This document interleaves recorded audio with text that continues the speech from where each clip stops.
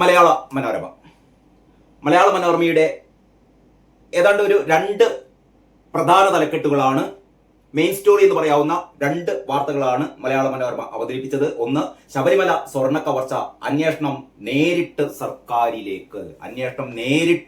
സർക്കാരിലേക്ക് വരികയാണ്. നമ്മളൊന്ന് ഓർമ്മിക്കണം, ഈ സ്വർണ്ണക്കൊള്ള, ശബരിമല സ്വർണ്ണക്കൊള്ള പുറത്തു വന്ന ആ ദിവസങ്ങളിൽ സർക്കാർ പറഞ്ഞുകൊണ്ടിരുന്നത് സർക്കാരിന് ഇതിലൊന്നും ഒരു ഇടപാടുമില്ല, സർക്കാർ ഇത് അറിയില്ല, സർക്കാരുമായിട്ട് ഒരു ബന്ധവുമില്ല, ഇത് കുറച്ച് ഉദ്യോഗസ്ഥ തലങ്ങളിൽ നടന്ന ചില ജാഗ്രത കുറവാണ്, ചില പാളിച്ചയാണ് എന്ന് പറഞ്ഞുകൊണ്ടിരുന്ന സർക്കാരിലേക്ക് അന്വേഷണം എത്തുകയാണെന്നുള്ളതാണ് ഇന്നത്തെ ഏറ്റവും പ്രധാനപ്പെട്ട വാർത്ത. കടകംപള്ളിയെ, മുൻ മന്ത്രി, സംസ്ഥാന സമിതി അംഗമാണ്, CPM സംസ്ഥാന സമിതി അംഗം കൂടിയായ കടകംപള്ളിയെ ചോദ്യം ചെയ്തിരിക്കുന്നു. വെറുതെ ഒരാളെ ചോദ്യം ചെയ്യില്ല, കടകംപള്ളിയെ ചോദ്യം ചെയ്തിരിക്കുന്നു. യഥാർത്ഥത്തിൽ ഇത് തദ്ദേശ തെരഞ്ഞെടുപ്പിന് മുമ്പേ ചോദ്യം ചെയ്യേണ്ടതായിരുന്നു. പക്ഷേ വി ഡി സതീശൻ നേരത്തെ പറഞ്ഞ പോലെ സംസ്ഥാന സർക്കാർ, സംസ്ഥാന ആഭ്യന്തര വകുപ്പ്, ഹൈക്കോടതി നിയോഗിച്ച ഈ SITA സ്പെഷ്യൽ ഇൻവെസ്റ്റിഗേഷൻ ടീമിനെ നിയന്ത്രിച്ചു കൊണ്ടിരിക്കുകയാണ്, അല്ലെങ്കിൽ അവരുടെ ചില നിർദ്ദേശങ്ങൾക്കനുസരിച്ചാണ് SIT പ്രവർത്തിക്കുന്നത് എന്നൊരു സംശയം വി ഡി സതീശൻ ഉന്നയിച്ചത് വെറുതെയല്ല. കാരണം ഹൈക്കോടതി പോലും സംശയം പ്രകടിപ്പിച്ചു. SITയുടെ ആ ഒരു ആവേശം, അല്ലെങ്കിൽ ഈ കേസ് അന്വേഷണത്തിന്റെ തുടക്കത്തിലുണ്ടായിരുന്ന ഒരു വേഗത പിന്നീട് കൈവരിക്കാൻ കഴിഞ്ഞിട്ടില്ല എന്ന് പറഞ്ഞാൽ കടകംപള്ളിക്ക് ശേഷം ഇനി ആര്? പത്മകുമാറിൽ എത്തി നിൽക്കുകയാണ്. പത്മകുമാർ വളരെ വ്യക്തമായി പറഞ്ഞിട്ടുണ്ട്, ഇതൊക്കെ പോറ്റി ആദ്യം തന്നെ അപേക്ഷ സമർപ്പിച്ചത് സർക്കാരിലേക്കാണ്, സർക്കാരിന്റെ ഇടപെടലില്ലാതെ.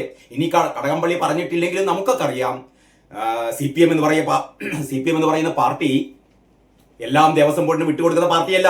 ദേവസ്വം ബോർഡിനെ ഭരിക്കാൻ വേണ്ടിയിട്ട് CPM നിയോഗിക്കുന്നത് പാർട്ടിയിലെ ഏറ്റവും ശക്തന്മാരായ ആളുകളെയാണ്. അങ്ങനെയാണ് N വാസുവും പത്മകുമാറും കടകംപള്ളിയും ഒക്കെ ഇതിന്റെ അധികാര കേന്ദ്രത്തിലേക്ക് വരുന്നത്. അപ്പൊ ഇവിടെ നടക്കുന്ന ഒരു ചെറിയൊരു ഭണ്ഡാര മോഷണമോ ചെറിയൊരു കാണിക്ക മോഷണമൊന്നും അല്ല. ഇത് എന്താ പറയാ, ലോകത്തിലെ തന്നെ ഏറ്റവും പ്രധാനപ്പെട്ട തീർത്ഥാടന കേന്ദ്രത്തിലെ ശ്രീകോവിലിന് മുന്നിലുള്ള ദ്വാരപാലക വിഗ്രഹങ്ങളിലെ സ്വർണ്ണപ്പാളികൾ അടിച്ചെടുത്തു കൊണ്ടുപോകുന്നു എന്ന് പറയുന്ന ഏറ്റവും ഗുരുതരമായ, സമാനതകളില്ലാത്ത ഒരു കൊള്ള. ഈ കൊള്ള സർക്കാർ അറിഞ്ഞിട്ടില്ല എന്ന് പറഞ്ഞാൽ അപ്പോൾ ഉന്നയിക്കേണ്ട ഒരു ചോദ്യം, പിന്നെന്തിനാണ് ഒരു ദേവസ്വം മന്ത്രി അറിഞ്ഞില്ലെങ്കിൽ? അതായത് ബോർഡിന് കീഴെ നടക്കുന്ന ചെറിയ കാര്യങ്ങളല്ല മന്ത്രി പറയുന്നത്. ഇപ്പം കടകംപള്ളി പറയുന്നത്, എന്നെ ചോദ്യം ചെയ്തിരുന്നു, എന്നോട് കുറച്ച് കാര്യങ്ങളൊക്കെ അന്വേഷിച്ചു, അവിടെ നടക്കുന്ന കാര്യങ്ങളൊന്നും ഞാൻ അറിയുന്നില്ല എന്നാണ് കടകംപള്ളി പറയുന്നത്. പിന്നെ എന്തിനാണ് കടകംപള്ളി? മന്ത്രി അറിഞ്ഞില്ലെങ്കിൽ പിന്നെ മന്ത്രി വേണ്ടല്ലോ, ദേവസ്വം ബോർഡ് പിന്നെ എന്തിനാണ് ഒരു മന്ത്രി? ഈ ഉത്സവ കാലഘട്ടങ്ങളിലെ ശ്രീകോവിലിന് മുന്നിൽ പോയി ഇങ്ങനെ കുന്തം നാട്ടിയ പോലെ നിൽക്കാനാണോ?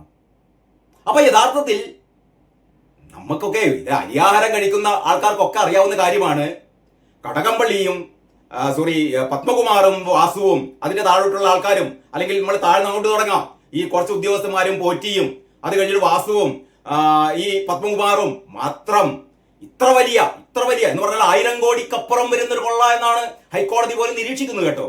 ആ രീതിയിലാണ് പുതിയ മൊഴികളൊക്കെ വന്നിട്ടുള്ളത്. 1000 കോടിക്കുമേൽ ഒരു രാജ്യാന്തര ഒരു ആന്റിക് ഇടപാട് അതൊക്കെ നടന്നു എന്ന് സംശയിക്കുന്നതിൽ, അല്ലെങ്കിൽ ആ രീതിയിലേക്ക് അന്വേഷണം പോകുമ്പോൾ സർക്കാരിനിതിൽ പങ്കില്ല എന്നുള്ള ഇവരുടെ അവകാശവാദമാകെ പൊളിഞ്ഞിരിക്കുകയാണ്. ഏഷ്യാനെറ്റ് ഇടക്കിടക്ക് വിനു വി ജോൺ ഇടക്കിടക്ക് ആ പഴയ വീഡിയോ പ്രദർശിപ്പിക്കാറുണ്ട്. എനിക്ക് തോന്നുന്നു ഇന്നലെയും മെനിയാന്നൊക്കെ വീണ്ടും അത് കണ്ടു. അതായത് ഈ സ്വർണ്ണക്കൊള്ള പുറത്തു വന്ന ഏഷ്യാനെറ്റാണ് ഇത് പുറത്തു കൊണ്ടുവന്നത്. ഏഷ്യാനെറ്റാണ് ഈ സ്വർണ്ണക്കൊള്ളയുടെ ആധികാരികമായ വിവരങ്ങൾ ആദ്യമായി പുറത്തു കൊണ്ടുവന്നത്. അപ്പോൾ വാസവൻ, ഇപ്പോഴത്തെ ദേവസ്വം മന്ത്രി വാസവൻ പറയുന്ന ഒരു കാര്യമുണ്ട് കേട്ടോ. അതായത് ഈ ആഗോള അയ്യപ്പ സംഗമം അട്ടിമറിക്കാൻ വേണ്ടിയിട്ട് ഈ പറയുന്ന മാധ്യമപ്രവർത്തകരുടെ ഒരു ഗൂഢശ്രമമാണ് ഈ സ്വർണ്ണക്കൊള്ള ആരോപണം എന്നുള്ള രീതിയിലായിരുന്നു ഈ നമ്മുടെ ഭരണവർഗത്തിലെ ഏറ്റവും പ്രധാനപ്പെട്ട ആൾക്കാർ, അല്ലെങ്കിൽ വാസവനെ പോലുള്ള പിണറായി വിജയൻ ദൈവതുല്യനാണ് എന്നൊക്കെ പറയുന്ന വാസവനെ പോലുള്ള മന്ത്രിമാർ ശ്രമിച്ചുകൊണ്ടിരുന്നത്.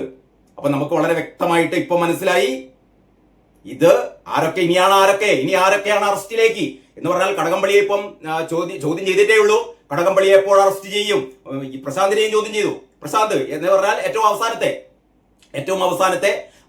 PS പ്രശാന്ത്, വാസവന്റെ കീഴിൽ പ്രവർത്തിച്ച ദേവസ്വം വകുപ്പിന്റെ പ്രസിഡന്റായ പി എസ് പ്രശാന്തിനെയും ചോദ്യം ചെയ്തിരിക്കുന്നു. ഇനി അടുത്ത വാസവനിലേക്കാണ് കടക്കുന്നത്. ആർക്കും ഇതിൽ നിന്ന് രക്ഷപ്പെട്ടു പോകാനാവില്ല. കാരണം ഇതിന്റെ പിന്നാലെ CBI വരുന്നുണ്ട്. ഇപ്പം പിണറായി സർക്കാരിന് എന്തൊക്കെ SITക്ക് മേൽ സമ്മർദ്ദം ചെലുത്താനായാലും അടുത്ത നിയമസഭാ തെരഞ്ഞെടുപ്പിന് മുമ്പേ CBI വരുമെന്നുള്ളത് ഉറപ്പാണ്. CBI വന്നു കഴിഞ്ഞാൽ പിന്നെ പിണറായിയുടെ ഒരു പരിപ്പും വേവില്ല. അപ്പോൾ അറസ്റ്റ് കടകംപള്ളിയിലേക്ക് നീങ്ങും, പ്രശാന്തിലേക്ക് നീങ്ങും, വാസവനിലേക്ക് നീങ്ങും. പിന്നെ ചുരുക്കി പറഞ്ഞാൽ ഞാൻ കഴിഞ്ഞ വീഡിയോ പറഞ്ഞ പോലെ ഒരു 10 സീറ്റ് 2026 തിരഞ്ഞെടുപ്പിൽ ഒരു 10 സീറ്റ് CPM കിട്ടിയാൽ ഭാഗ്യം, അത്രേ പറയാനുള്ളൂ. മലയാള മനോരമയുടെ തലക്കെട്ട് ചോദ്യമുനയിൽ കടകംപള്ളിയും എന്നുള്ളത് വളരെ പ്ലെയിൻ ആയിട്ടുള്ള തലക്കെട്ടാണ്. ചോദ്യമുനയിൽ കടകംപള്ളിയും. 3 ദിവസം മുമ്പ് നടന്ന ചോദ്യം ചെയ്യൽ രഹസ്യമാക്കി വെച്ചു. കടകംപള്ളിയെ ചോദ്യം ചെയ്ത് ഇവരെല്ലാവരും രഹസ്യമാക്കി വെച്ചു. പക്ഷേ ആ വാർത്ത പുറത്തായി. മുൻ ദേവസ്വം ബോർഡ് പ്രസിഡന്റ് PS പ്രശാന്തിനെയും ചോദ്യം ചെയ്തു. കടകംപള്ളി പറയുന്ന ഒരു കാര്യമുണ്ട്. 2019 ദേവസ്വം മന്ത്രി എന്ന നിലയിൽ എനിക്ക് പറയാനുള്ള കാര്യങ്ങൾ അവർ ചോദിച്ചു, ഞാനത് പറഞ്ഞു. അനാവശ്യമായ ഒരു കാര്യത്തിനും ഞാൻ കൂട്ടുനിന്നിട്ടില്ല എന്ന് പറയുന്നത്. അനാവശ്യമായ ഒരു കാര്യത്തിനും ഞാൻ കൂട്ടുനിന്നിട്ടില്ല എന്നാണ് കടകംപള്ളി പറയുന്നത്. മറ്റത് കടകംപള്ളിയുടെ ആവശ്യമായിരിക്കും. സ്വർണ്ണക്കൊള്ളയിൽ പങ്കുപറ്റുക എന്നുള്ളത് കടകംപള്ളിയുടെ ആവശ്യമായ പിന്നെ അനാവശ്യമല്ലല്ലോ. എന്താ ചെയ്യാ?